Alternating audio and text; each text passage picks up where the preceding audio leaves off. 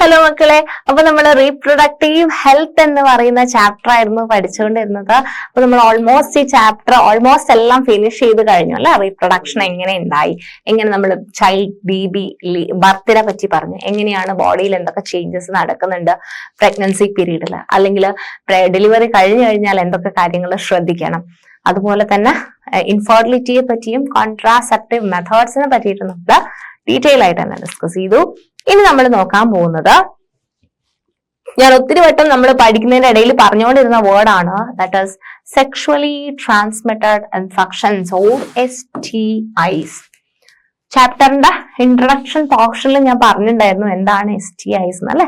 അല്ലെ, നമ്മൾ ഇപ്പൊ കോവിഡോ വേറെ എന്തെങ്കിലും അസുഖമാണെങ്കിൽ ചിലപ്പം മൂക്കിലുള്ള സ്രവങ്ങൾ അല്ലെങ്കിൽ വായിലെ സ്രവങ്ങൾ അല്ലെങ്കിൽ അങ്ങനെ ഒരു കോണ്ടാക്ട് വരുമ്പോഴായിരിക്കും നമുക്ക് അസുഖങ്ങൾ പടരുന്നുണ്ടാവുക. സെക്ഷുവലി ട്രാൻസ്മിറ്റഡ് ഇൻഫെക്ഷൻസ് എന്ന് പറഞ്ഞു കഴിഞ്ഞാൽ സെക്ഷുവൽ കോണ്ടാക്ട് വഴി ഒരാളുടെ അസുഖം വേറൊരാൾക്ക് കിട്ടുന്നുണ്ടെന്നുണ്ടെന്നുണ്ടെങ്കിൽ അതിനെയാണ് നമ്മൾ സെക്ഷുവലി ട്രാൻസ്മിറ്റഡ് ഇൻഫെക്ഷൻസ് എന്ന് പറയുന്നത്. Okay, so that is sexually transmitted infections. Sexually transmitted diseases are mainly transmitted through sexual contact. Sexual contact വഴി സ്പ്രെഡ് ചെയ്യുന്ന ഡിസീസസ് ആണ് sexually transmitted diseases.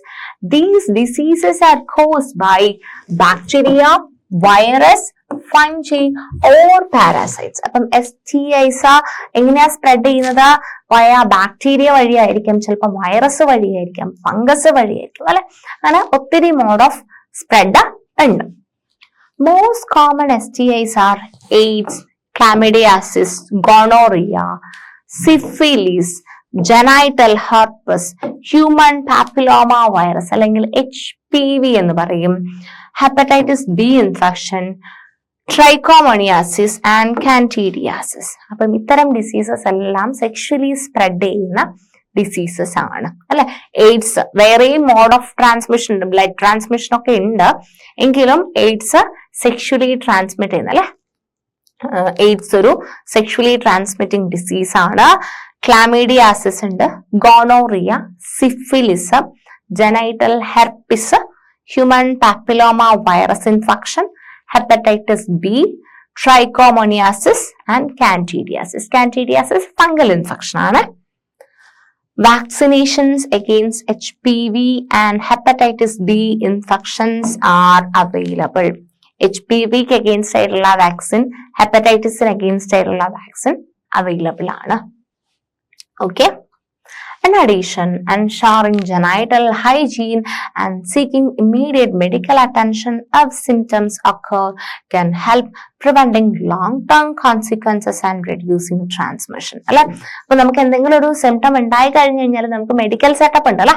മെഡിക്കൽ വലിയൊരു സെറ്റപ്പ് തന്നെ ഉണ്ട് നമ്മളെ ഹെൽപ്പ് ചെയ്യാൻ വേണ്ടിയിട്ട്. എന്തെങ്കിലും ഒരു ഇൻഫെക്ഷൻ, എന്തെങ്കിലും ഒരു നിങ്ങൾക്ക് സിംറ്റംസ് തുടങ്ങിയാൽ നിങ്ങൾ ഇമ്മീഡിയറ്റ് ആയിട്ട് എന്ത് ചെയ്യേണ്ടതുണ്ട്? എല്ലാ ആൾക്കാരും മെഡിക്കൽ അറ്റൻഷൻ സീക്ക് ചെയ്യേണ്ടതുണ്ട്.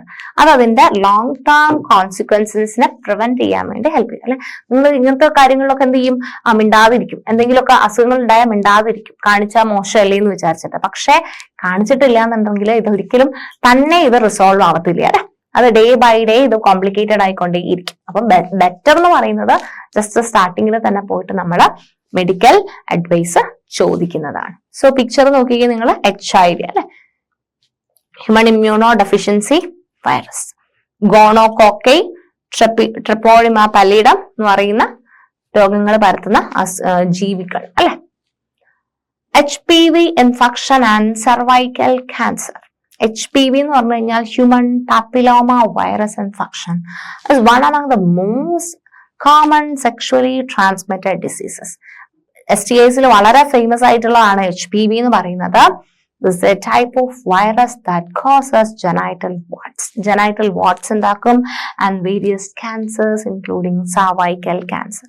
Cervical cancer പോലെയുള്ള ക്യാൻസറുകൾ ഉണ്ടാക്കും അല്ലെ. ഫീമെയിൽസിനൊക്കെ കൂടുതലായിട്ടും വരുന്ന ഒരു അസുഖമാണ് cervical cancer എന്ന് പറയുന്നത്. The greatest challenge in preventing HPV is the absence of manifestation of symptoms in affected persons. HPV-യുടെ പ്രശ്നം എന്താന്ന് പറഞ്ഞു കഴിഞ്ഞാൽ, HPV വന്നു കഴിഞ്ഞാൽ എന്ത് ചെയ്യില്ല? ലക്ഷണങ്ങളൊന്നും കാണിക്കത്തില്ല. ഓക്കെ, സിംറ്റംസ് ഒന്നും കാണിക്കത്തില്ല മിക്കവാറും കേസസിൽ. Chronic infection with high risk HPV types cause certain changes in the cells of the cervix. If left untreated, these changes can turn into cervical cancer. നമ്മളത് ട്രീറ്റ് ചെയ്യാതെ വെച്ച് കഴിഞ്ഞാൽ ഈ സിംറ്റംസ് cervical cancer എന്ന് പറയുന്ന cancer ഉണ്ടാവും cervical പോർഷനിൽ. Chances ആണ് പറയുന്നത് കേട്ടോ, ചാൻസസ് മാത്രമാണ് പറയുന്നത്. The risk of cervical cancer is higher in girls who have sex before the age of 18. The virus infection is severe among them. Pap smear test നിങ്ങൾ കേട്ടിട്ടുണ്ടോ? പാപ് സ്മിയർ ടെസ്റ്റ് എന്ന് പറയുന്ന test, അതുപോലെ തന്നെ HPV test. ഈ രണ്ട് ടെസ്റ്റുമാണ് which are helpful in early detection of infection. Infection early ഡിറ്റക്ഷന് വേണ്ടിയിട്ട് വളരെ ഹെൽപ്ഫുൾ ആയിട്ടുള്ള ടെസ്റ്റുകളാണ് pap smear test. Since cervical cancer is the second most common disease among women in Kerala after breast cancer, vaccinations have been started for girls in the higher secondary section to prevent this disease. അപ്പം breast cancer കഴിഞ്ഞു കഴിഞ്ഞാൽ second most chance of cancer എന്ന് പറയുന്ന cervical cancer in women ആണ്. So അതുകൊണ്ട് തന്നെ higher secondary ലെവൽസിൽ ഇതിന് അഗെയിൻസ്റ്റ് ആയിട്ടുള്ള വാക്സിനേഷൻസ് അവൈലബിൾ ആണ്. There are vaccines that can be given up to 26 years in females and up to 21 years in males. അപ്പൊ വാക്സിൻസ് അവൈലബിൾ ആണ്. ഓക്കെ,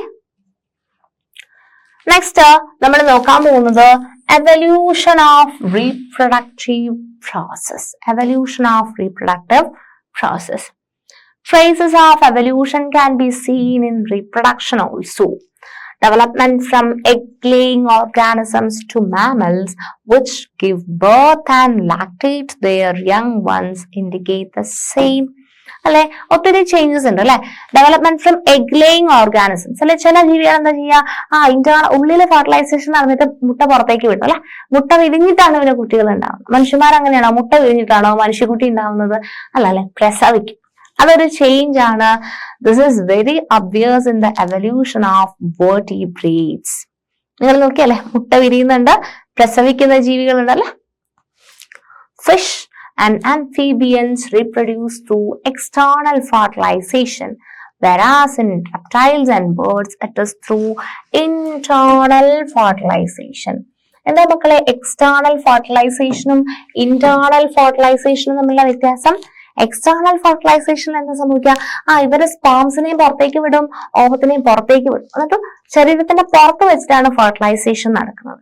അതാണ് എക്സ്റ്റേണൽ ഫെർട്ടിലൈസേഷൻ എന്ന് പറയുന്നത്. അങ്ങനെ ഫെർട്ടിലൈസേഷൻ ആർക്കൊക്കെ നടക്കുന്നത്? ഫിഷിനും ആംഫീബിയൻസ് ആയിട്ടുള്ള ഓർഗാനിസത്തിനെല്ലാം എക്സ്റ്റേണൽ ഫെർട്ടിലൈസേഷൻ അവരുടെ ശരീരത്തിന്റെ പുറത്ത് വെച്ചിട്ടാണ് ഫെർട്ടിലൈസേഷൻ നടക്കുന്നത്. ഇനി ഒരു ഫെർട്ടിലൈസേഷൻ ഉണ്ട്, അതാണ് ഇന്റേണൽ ഫെർട്ടിലൈസേഷൻ. ഓക്കെ, റെപ്റ്റൈൽസിലും പക്ഷികൾക്കൊക്കെ ഉള്ളിൽ വെച്ചിട്ടാണ് അല്ലെ ഫെർട്ടിലൈസേഷൻ നടക്കുന്നത്. എന്നിട്ടും എന്താണ്, even then the egg is hatched outside the body അല്ലെ. പക്ഷികൾക്ക് ഇന്റേണൽ ഫെർട്ടിലൈസേഷൻ ആണെന്നേ ഉള്ളൂ, പക്ഷെ എവിടുന്നാ മുട്ട വിരിയുന്നേ? മുട്ട പുറത്തുനിന്നല്ലേ വിരിയുന്നേ? The embryo is fully developed using the nutrients inside the egg. എഗ്ഗിന്റെ ഉള്ളിലുള്ള ന്യൂട്രിയൻസ് യൂസ് എഗ് പോർഷൻ ആണ് അതിന്റെ ന്യൂട്രിയൻ സപ്ലൈ എന്ന് പറയുന്നത്. ഓക്കെ, അപ്പം അത് ഫുൾ ആയിട്ട് ഡെവലപ്പ് ചെയ്യുന്നത് ആ എഗ്ഗിന്റെ ന്യൂട്രിയൻസ് വെച്ചിട്ടാണ്. അത് പിന്നെ കോഴിയായിട്ട് അല്ലെ, കോഴിമുട്ടയ്ക്കാണെങ്കിൽ മുട്ടയിൽ നിന്ന് കോഴി വിരിയുന്നത് അങ്ങനെയാണ്. When it comes to mammals, the egg is limited to a cell. മാമൽസിന്റെ കേസിൽ ഓവം എന്ന് പറയുന്ന ഒരു സിംഗിൾ സെല്ലാണ് അല്ലെ. എഗ് എന്ന് പറയുന്ന ഒരു സംഭവമൊന്നുമല്ല, ഓവം എന്ന് പറയുന്ന ഒരു ചെറിയൊരു സെല്ലാണ്. അത് മതി മാമൽസിന് ഫെർട്ടിലൈസേഷന് വേണ്ടിയിട്ട്. Okay, fetus completes its growth by receiving nutrients from the mother's body. എന്നിട്ട് വേണ്ട ന്യൂട്രിയൻസ് ഒക്കെ ഫീറ്റസിൽ നമ്മൾ പഠിച്ചിട്ടുണ്ടായിരുന്നു അല്ലെ. പ്ലാസന്റെ അംബിലിക്കൽ കോഡൊക്കെ നമ്മൾ കണ്ടിട്ടുണ്ട്. And with the process of reproduction too, nature continues to convince us that the history of living beings is that of evolution. By understanding the life processes called reproduction, we should also be able to enjoy the continuity of life based on the ongoing processes of evolution in nature. So, ഇത്രയാണ് നമ്മുടെ ഈ ഒരു chapter എന്ന് പറയുന്നത്. അപ്പൊ നമുക്ക് നോക്കാം എന്തൊക്കെയാണ് നമ്മൾ ഈ ഒരു സെഷനില് നമ്മൾ ഈ ഫൈനൽ സെഷനിൽ എന്തൊക്കെ കാര്യങ്ങളാണ് പഠിച്ചിട്ടുള്ളത് നോക്കാം. സിമ്പിൾ ആയിട്ടുള്ള കാര്യങ്ങളാണ് അല്ലെ. STIs പറ്റി പറഞ്ഞു അല്ലെ. സെക്ഷുവൽ കോണ്ടാക്ട് വഴി ഒരാളിൽ നിന്നും മറ്റൊരാളിലേക്ക് പടരുന്ന അസുഖങ്ങളാണ് STIs. AIDS, ക്ലമീഡിയാസിസ്, gonorrhoea, syphilis, genital herpes മുതലായ ട്രൈക്കോമോണാസിസ് പോലെയുള്ള STIs പറ്റി നമ്മൾ പറഞ്ഞു. ആൻഡ് അതിനെല്ലാം ഇമ്മീഡിയറ്റ് മെഡിക്കൽ അറ്റൻഷൻ നമ്മൾ എടുക്കണം എന്ന് പറഞ്ഞു. HPVയും സർവൈക്കൽ ക്യാൻസർ അല്ലെ. HPV വന്നു കഴിഞ്ഞാൽ സർവൈക്കൽ ക്യാൻസർ വരാനുള്ള റിസ്ക്, അതിനുള്ള വാക്സിൻസ് അവൈലബിൾ ആണെന്ന് നമ്മൾ പറഞ്ഞു. പിന്നെ നമ്മൾ റീപ്രൊഡക്ഷൻ അല്ലെങ്കിൽ റീപ്രൊഡക്ഷന്റെ ടൈപ്സ് അല്ലെ. എഗ് ലേയിങ് ആനിമൽസ് ഉണ്ട്, എക്സ്റ്റേണൽ ഫെർട്ടിലൈസേഷൻ അല്ലെ. ഫിഷിനെല്ലാം എക്സ്റ്റേണൽ ഫെർട്ടിലൈസേഷൻ ആണ്. ഇന്റേണൽ ഫെർട്ടിലൈസേഷൻ നടത്തുന്നത് അല്ലെ. മുട്ട വിരിയുന്ന ആൾക്കാരും ഉണ്ട്. നമ്മുടെ ഹ്യൂമൻ ബീങ്സിന്റെ കേസിൽ എന്താണ് പാർച്ചുറേഷൻ അല്ലെ, ഡെലിവറിയാണ് നടക്കുന്നതെന്ന് നമ്മൾ പറഞ്ഞു. അപ്പൊ നമ്മള് ഈ ഒരു റീപ്രൊഡക്റ്റീവ് ഹെൽത്ത് എന്ന് പറയുന്ന നമ്മുടെ ചാപ്റ്റർ അല്ലെ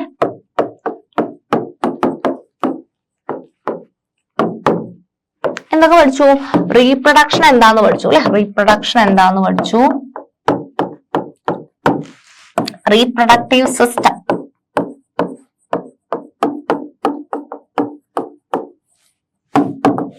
ജെൻഡർ ജസ്റ്റിസ് ആദ്യം പറഞ്ഞിട്ടുണ്ടായിരുന്നു കേട്ടോ. ജെൻഡർ ജസ്റ്റിസ് പറഞ്ഞു.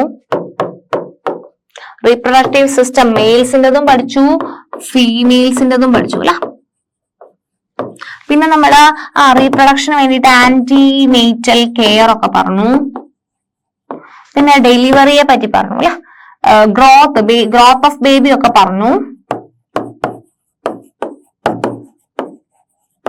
പാർച്ചുറേഷൻ അല്ലേ നമ്മൾ ആ ടേം പറഞ്ഞത്. പാർച്ചുറേഷൻ, ഡെലിവറിയെ പറ്റി പറഞ്ഞത് പാർച്ചുറേഷൻ. പിന്നീട് നമ്മള് ഒത്തിരി കാര്യങ്ങൾ പറഞ്ഞിട്ടുണ്ട് അല്ലെ. STIs പറ്റിയൊക്കെ ലാസ്റ്റിലേക്ക് പറഞ്ഞു. STIs, കോൺട്രാസെപ്റ്റീവ് മെത്തേഡ്സ്,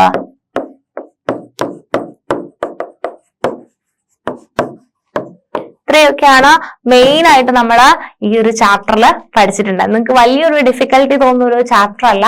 ഈസി ആയിട്ട് നിങ്ങൾക്ക് കാര്യങ്ങൾ മനസ്സിലാക്കി ഓർത്ത് വെച്ച് കഴിഞ്ഞാൽ നിങ്ങൾക്ക് സിമ്പിൾ ആയിട്ട് ഇതിൽ ഏത് ക്വസ്റ്റ്യൻസ് ചോദിച്ചാലും എഴുതാൻ പറ്റുന്ന അത്രയും സിമ്പിൾ ആയിട്ടുള്ള ഒരു ചാപ്റ്റർ ആണ്.